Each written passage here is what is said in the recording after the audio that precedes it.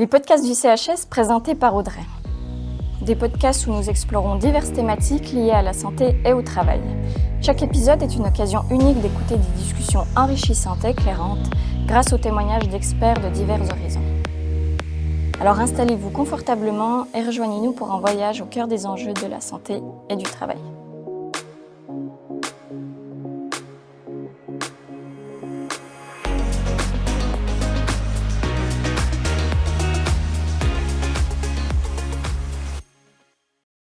Aujourd'hui, nous allons nous intéresser au Lean Management, une approche qui révolutionne la gestion des entreprises en se concentrant sur l'efficacité et la réduction des gaspillages. Le Lean Management, souvent associé à l'amélioration continue et à l'optimisation des processus, offre des solutions pratiques pour maximiser la valeur tout en minimisant les ressources utilisées. Pour nous éclairer sur cette thématique, j'ai l'honneur d'accueillir Nicolas Marie, directeur d'Happy Lean Switzerland. Nicolas possède une vaste expérience en implémentation de stratégies Lean dans diverses entreprises et industries. Il nous partagera ses connaissances approfondies, ses expériences de terrain et des conseils pratiques. Sans plus attendre, entrons dans le vif du sujet et découvrons ensemble comment le Lean Management peut transformer votre façon de travailler. Bienvenue Nicolas et merci de nous rejoindre aujourd'hui. Bonjour. Avant d'entrer dans le vif du sujet, est-ce que vous pourriez vous présenter en quelques mots à nos auditeurs et auditrices ? Avec grand plaisir. Nicolas Marie, 43 ans, marié, presque 3 enfants, un chien, passionné de lead management depuis plus de 20 ans maintenant. Je suis français d'origine et ça fait faire maintenant un peu plus de 11 ans que nous sommes en Suisse. J'ai passé beaucoup de temps à Lausanne, donc ça me fait très plaisir d'être ici avec vous aujourd'hui. Et maintenant, Genevois. Merci beaucoup. Donc, comme je l'ai dit en intro, on va s'intéresser au Lean Management. Est-ce que déjà vous pourriez un peu définir de quoi il s'agit ? Ça va être compliqué, mais le Lean, on pourrait dire aussi ce qu'il n'est pas. Ça pourrait être une bonne question. Qu'est-ce que n'est pas le Lean ? Le Lean n'est pas de la réduction de coûts, comme on a pu l'entendre, ou en tout cas pas que. Le Lean est considéré comme certains comme une philosophie, plus qu'un ensemble de méthodes. Et cette philosophie, elle a pour but d'améliorer les expériences clients, d'améliorer les services à la clientèle et tout en améliorant la façon dont on travaille, la façon dont les collaborateurs se sentent.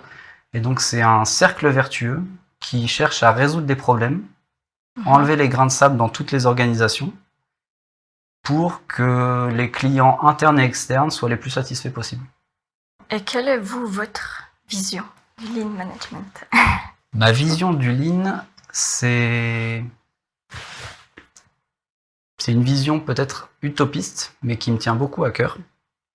C'est une vision où, ensemble, quelle que soit la taille de l'organisation, on peut être 2 comme on peut être 10 000 ou 15 000, on prend conscience de nos problèmes, et petit à petit, on les résout un par un pour s'améliorer.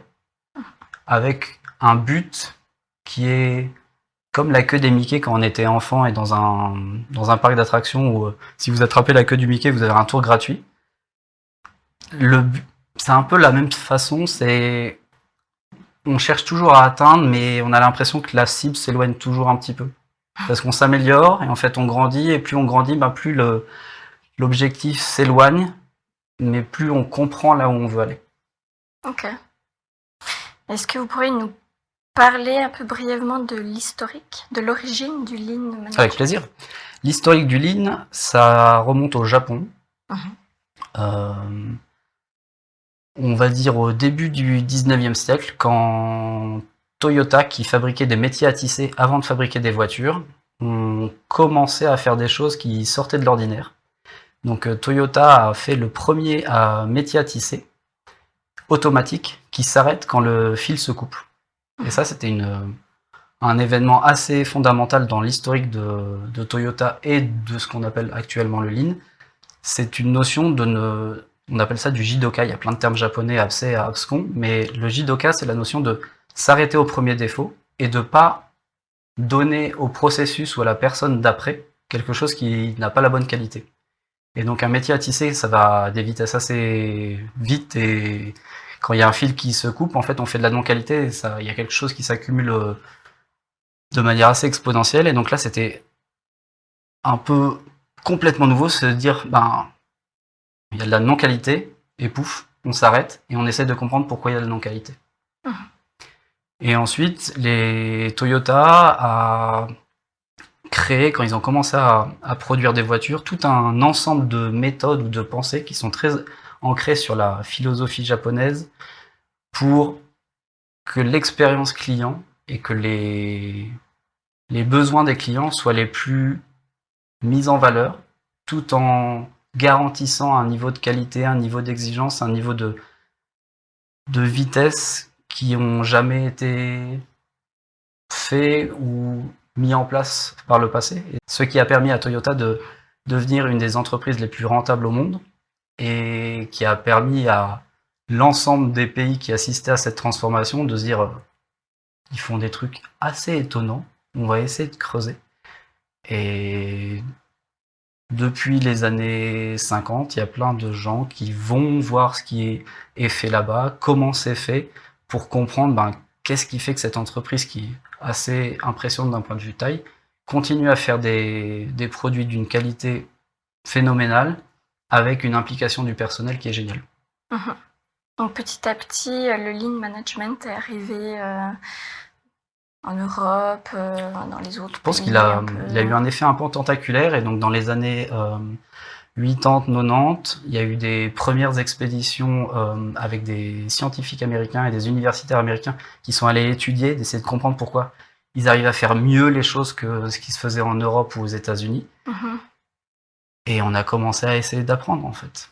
On a essayé de comprendre ce qui se passait, quelles étaient les méthodes, quelles étaient les philosophies qui étaient derrière. Et au début, on a beaucoup copié les outils, parce que c'est facile de copier un outil, c'est quelque chose qui est tangible, qu'on peut toucher, qu'on peut utiliser. Et au fur et à mesure, on a commencé à copier les outils, mais on s'est dit, mais c'est pas qu'un set d'outils, en fait. Et c'est là où il y a la dimension philosophique qui vient derrière. C'est un set d'outils, mais dans un mindset ou dans une culture ou une façon de penser qui est clairement différente. C'est changer de sa façon de penser ou changer sa manière d'être, sa manière de faire, sa manière de manager. C'est quelque chose qui est assez global et qui se dit, si je vois un problème, je m'arrête et j'essaye de le fixer. J'essaye de le résoudre. Et comment est-ce que vous vous y prenez dans une entreprise pour que ce type de changement s'opère? Ça provient généralement, j'imagine, du top management?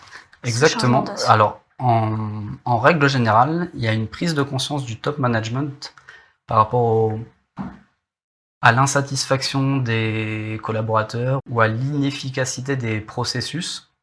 Et donc là, soit il y a des équipes internes qui gèrent ça, ou il y a des équipes d'externes qui viennent pour amener un savoir ou un set de connaissances, ou en tout cas une expérience ou une expertise sur différents sujets, pour regarder comment ça fonctionne avec les équipes. Et ça, c'est hyper important de le faire avec les équipes et de regarder, ok, qu'est-ce qui fonctionne bien, parce qu'il y a toujours des choses qui fonctionnent bien, qu'est-ce qui fonctionne moins bien. Et l'idée, c'est vraiment de mettre en évidence les problèmes. Un des pères fondateurs du Lean, qui s'appelle Taishi Ohno, a dit une phrase qui est assez magique, c'est que le plus grand des problèmes, c'est de ne pas avoir de problème. Et donc, derrière ça, il y a cette capacité de l'humain ou de l'organisation à se rendre compte qu'on a des problèmes. Et dans ces cas-là, si on ne les voit pas, on ne peut rien résoudre. C'est peut-être ça la première problématique, c'est que des fois, on n'a pas suffisamment de recul aussi sur la situation pour se rendre compte Exactement. Des problèmes. Ou on a toujours fait comme ça. Une des grandes... Oui. Moi, ça va faire un peu plus de 20 ans que je suis dans le domaine. Et la phrase qu'on a entendue, mais peut-être pas des milliards de fois, mais un nombre assez conséquent de fois, c'est « chez nous, c'est différent ». Et on a toujours fait comme ça. Et au final, le Lean, c'est prendre aussi un pas de côté, un pas de recul, et dans nos univers un peu VUCA, où il y a tout qui bouge tout le temps, etc., de prendre juste le temps de bien comprendre le problème avant de le traiter, c'est quelque chose qu'on fait, je pense, malheureusement pas assez, de prendre le temps de se dire « Ok, quel est mon problème? Comment je le caractérise? Et est-ce que je m'attaque au bon problème ?» Il y a une petite phrase d'Einstein. Einstein, on lui a donné plein de phrases qui n'ont pas été vraiment de lui, mais il y en a une qu'il a dite qui est assez magique, qui est de dire que s'il avait un problème à résoudre en 1 heure, il prendrait 59 minutes pour comprendre son problème, et il prendrait 1 minute pour le résoudre. Et le Lean, c'est un peu ça, c'est de résoudre des problèmes et de prendre le temps de bien les comprendre pour bien les résoudre. Et c'est surtout qu'un problème bien résolu, il revient pas. Dans les organisations qu'on accompagne, on a des petites surprises parfois où oui, ça, on l'a résolu, mais il revient de temps en temps. S'il revient de temps en temps, ça veut dire qu'on n'a pas vraiment résolu et qu'on n'a pas vraiment tiré les bonnes ficelles. Vous n'êtes pas allé jusqu'à la source du Exactement, problème. la cause racine du problème, là où les causes racines du problème, et ce qui fait que ça revient, et ça, il y a aussi un effet frustration par rapport aux collaborateurs, en disant on a fait quelque chose, mais ça revient, et c'est un peu démotivant en fait.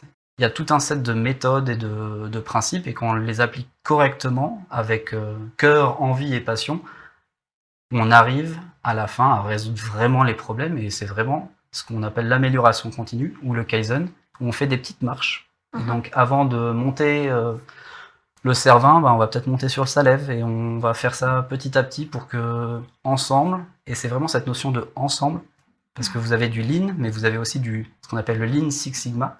Et le Six Sigma, c'est un peu la partie plus, on va dire, statistique des choses. C'est un set de statistiques quand on a beaucoup de données pour comprendre les choses, mais c'est des personnes qui ont des connaissances très spécifiques. Donc, et l'aspect Lean, comme des grands gourous l'ont dit, et comme Toyota le vit au quotidien, c'est que ça touche tout le monde, l'ensemble des collaborateurs, que ce soit le PDG, que ce soit des financiers, que ce soit des RH, que ce soit les gens à la com, que ce soit des gens qui nettoient les bureaux ou qui gèrent les infrastructures. L'ensemble de l'organisation est partie prenante de ces méthodes, et ensemble, on décide de s'améliorer au fur et à mesure. Oui.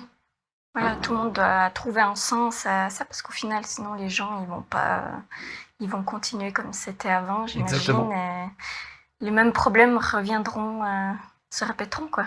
Exactement. Ouais. Et c'est aussi la beauté, en fait, de ce métier. Moi, j'ai toujours été passionné par les Lego, les casse-têtes et des trucs comme ça quand j'étais enfant. Et notre métier, c'est vraiment de résoudre des problèmes de manière ludique et de le faire en groupe.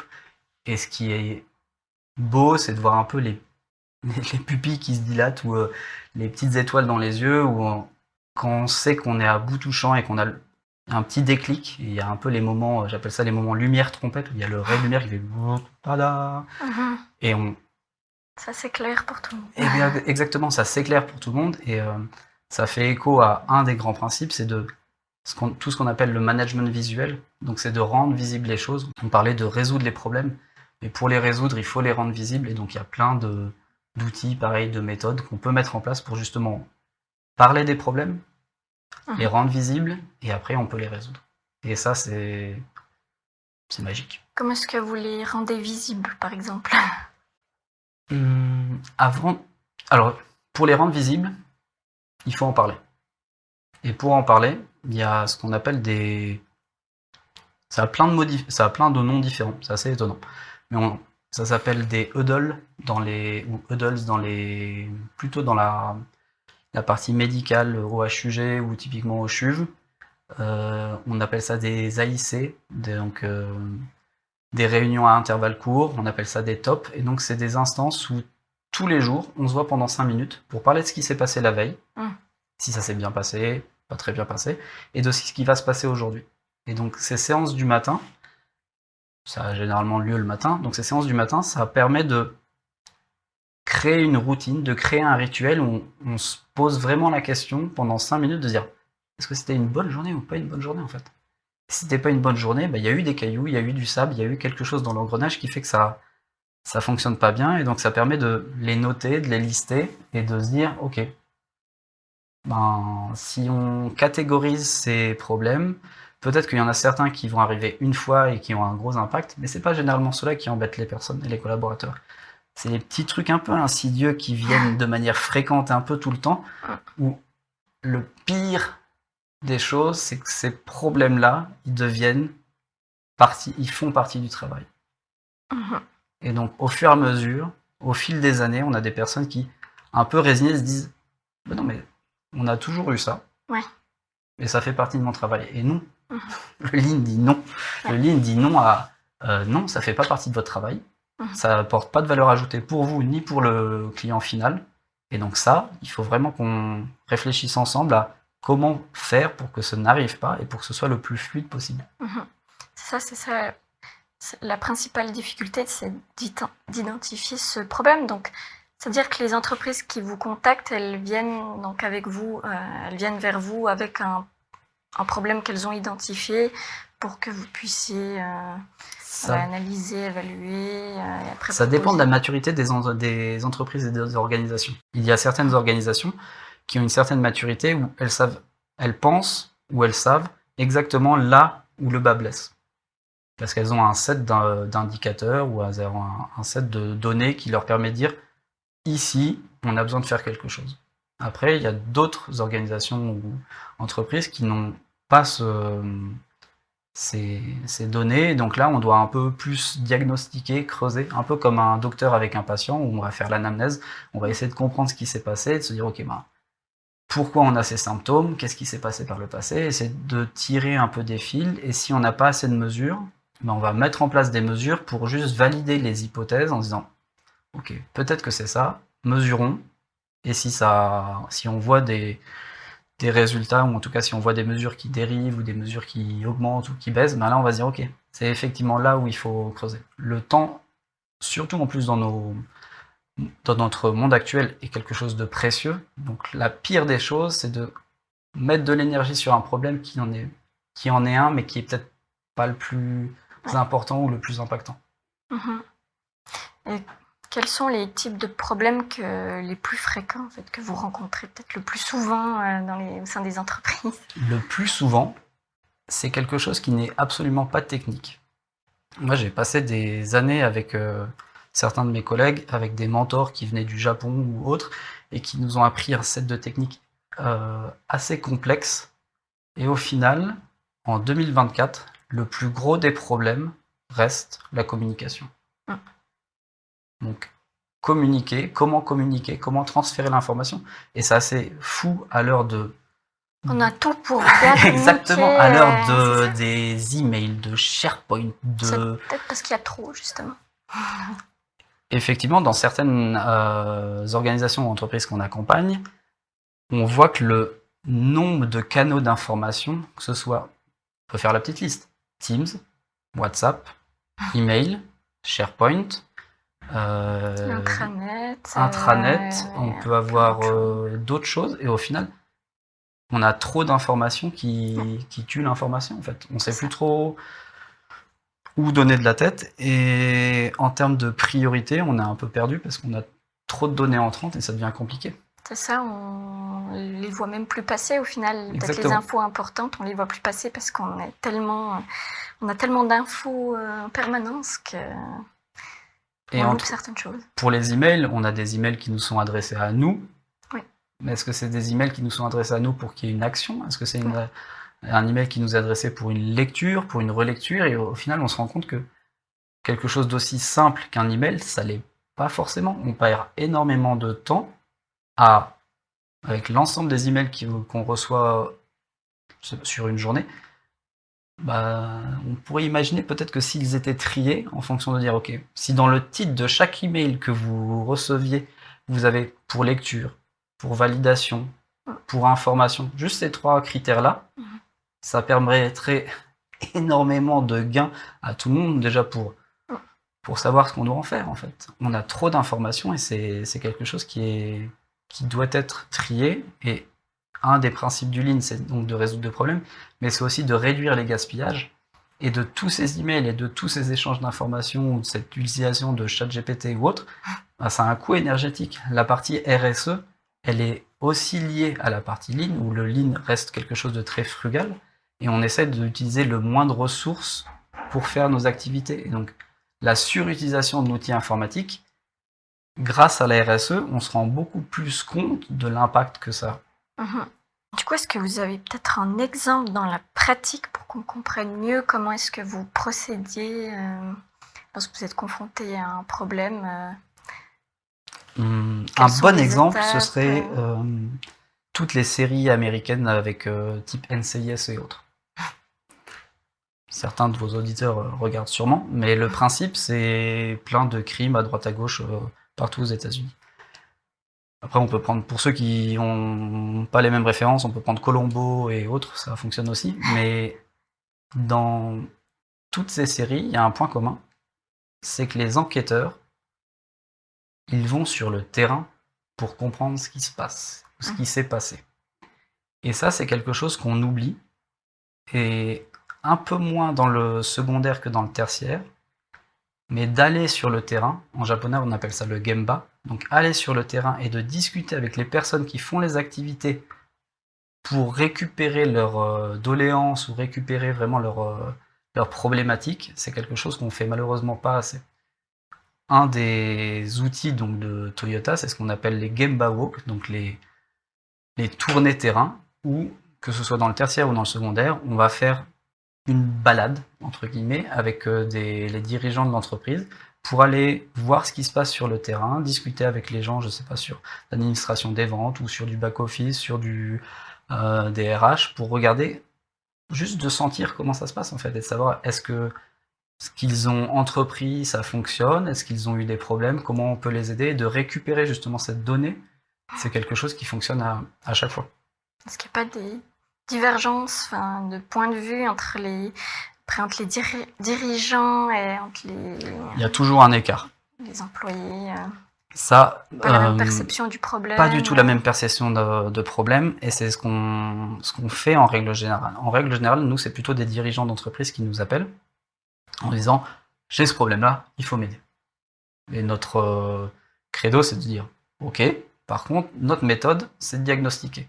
Donc on va prendre ce que vous nous donnez en données d'entrée, très bien, mais on va surtout confronter votre vision des choses par rapport à la vision terrain de vos collaborateurs, ou en tout cas des personnes qui sont impliquées dans cette dynamique, et on va regarder les deux en fait. Vous avez une vision, mais la vision terrain, elle est peut-être pas tout à fait alignée, ou il y a peut-être des écarts, et c'est, encore une fois, on veut s'attaquer au bon problème, donc il faut avoir vraiment des paires d'œils complètement différentes, et d'avoir une vision un peu holistique pour se dire, ok, c'est vraiment ça, on essaye de traiter, ok, tout le monde est d'accord? Oui, si tout le monde est d'accord, ok, on y va. Ok, tout le monde au final contribue un peu à cette recherche de solutions à ce problème. Il faut que tout le monde soit un peu impliqué, toutes les personnes concernées sont impliquées. Il faut, en général, c'est pas en général, il faut que les personnes soient, la plupart ou la totalité des personnes soient impliquées dans cette démarche, parce qu'on ne veut pas d'optimum local. Le pire serait une solution qui devienne un optimum local et qui péjore l'optimum global. Donc c'est pour ça qu'on essaie d'avoir une approche assez étendue, qui va du début à la fin d'un processus, pour être sûr que l'optimum qui a été fait sur cette partie-là du processus, ou de cette activité, l'impact il soit bénéfice, il soit un impact bénéfice, je sais pas trop, un impact qui soit bénéfique, merci, un impact qui soit bénéfique pour le processus amont ou le processus aval, et que tout le monde soit gagnant. On cherche pas à faire que ok, votre travail est beaucoup plus simple maintenant. Par contre, vos collègues qui sont avant ou après, ils ont 2 fois plus de travail. C'est pas le but. On cherche vraiment à partir du début à la fin et de fluidifier, de simplifier l'ensemble du travail des collaborateurs. Quels pourraient être les risques du Lean Management? En mauvais Lean? Un mauvais Lean, c'est ce qui s'est passé en France voisine dans les années 90-2000. Où le Lean a été utilisé pour faire de la réduction de coûts massive. Donc c'est vraiment d'oublier l'humain. Le mauvais Lean oublie l'humain. Le mauvais Lean va favoriser des résultats financiers à court terme, se fourvoyer en recherchant vraiment une efficacité, on va dire, budgétaire, plutôt qu'une efficacité long terme qui inclut les personnes qui travaillent dans l'organisation et l'impact de l'organisation sur l'externe. Toyota, typiquement, a fait très attention à leurs activités et ont une vision long terme. Ils savent qu'en 2100, ils seront toujours ici, ils seront toujours présents, et donc toutes leurs activités par rapport à ce qui est nature, RSE et autres, on en a parlé juste avant, ça doit être pris en compte parce que c'est hyper important, cette longévité, cette continuité. Donc le mauvais Lean, c'est pas d'humain, pas de longévité, du court terme, et que orienté coût. Je voulais faire un lien avec tout ce qui est santé et sécurité au travail, justement. Oui. Est-ce que ça peut être complémentaire Tout à fait. Lean Une des bases du Lean, c'est la sécurité au travail. Donc ça peut être une sécurité physique comme psychique. Pourquoi on dit que c'est la pierre angulaire de tout le système? Parce qu'il n'y a rien de plus important que la sécurité physique et psychique des collaborateurs. Si on n'arrive pas à maintenir dans nos organisations la sécurité physique et psychique de nos collaborateurs, alors que c'est le plus important, ça veut dire que toutes les autres activités, ça va jamais fonctionner en fait. C'est le plus important. On n'y arrive pas, comment on va faire que ce soit plus fluide ou comment on va améliorer nos process? Si on n'est pas capable de faire le plus important, le reste est compliqué. Est-ce que vous aimeriez rajouter quelque chose sur un des points qu'on a déjà abordés, qu'on aimerait plus approfondir? Je vous dirais que à l'heure où l'information est accessible sur Internet, si notre discussion a pu créer de la curiosité, allez découvrir. Il y a énormément de choses, que ce soit sur YouTube, sur LinkedIn, il y a un nombre de contenus qui sont accessibles de manière gratuite, où ça vous permet de découvrir un peu cet univers qui est passionnant, et moi qui me passionne, du lean management. Et j'espère vous retrouver une prochaine fois pour en discuter autour d'une bière ou autre. Avec plaisir. Un grand merci, Nicolas. Un grand merci, Audrey. Si vous avez apprécié ce podcast, n'hésitez pas à le partager et à vous abonner si ce n'est pas encore fait. Je vous remercie pour votre écoute et je vous dis à très vite pour un nouvel épisode passionnant. C'était Audrey pour le CHSCT.